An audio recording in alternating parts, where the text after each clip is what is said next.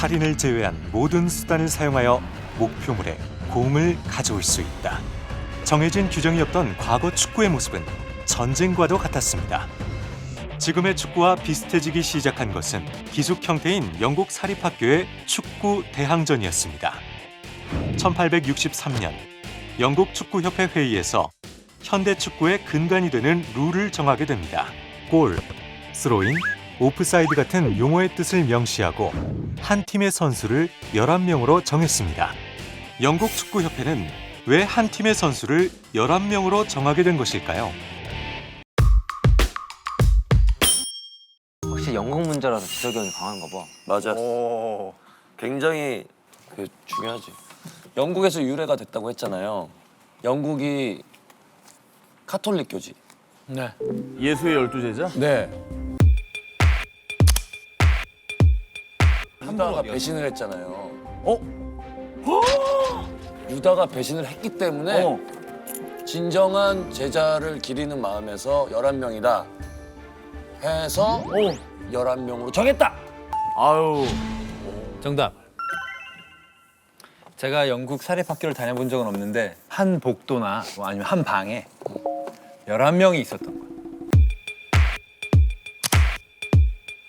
말도 안 돼. 그렇게 해서 아니야, 이 얘기가 반대항으로 뭐 한다? 내가 영국 사립학교 나왔잖아. 어허. 나 이거 들었던 거 같아. 영국 사립학교에 11학년까지 있어요? 11학년까지 있어. 왜냐면 우리 사립학교도 A, B, C, D, E, F, G, H, I, J, K 하우스까지 있었어, 기숙사학교가. 11에 되게 맞췄던 것 같아. 11에 다 맞춰. 정답은 반대항 운동회 같은 걸 할 때 주로 한 팀에 11명이었기 때문에 축구도 자연스럽게 11명으로 시작하게 되었다.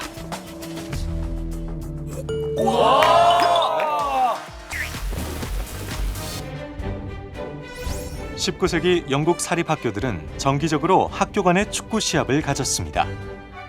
당시 영국 사립학교의 기숙사는 평균적으로 한 방에 10명의 학생들을 수용하고 있었는데요.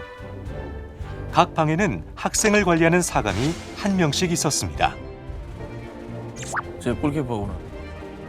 총 11명인 한 방이 팀을 이루어 경기를 시작하면서 축구의 인원수가 11명이 된 것이죠.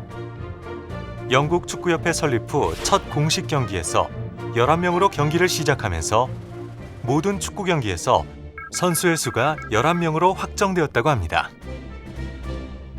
이런 문제 좋네. 아, 근데 이거 지식이 좋다 약간.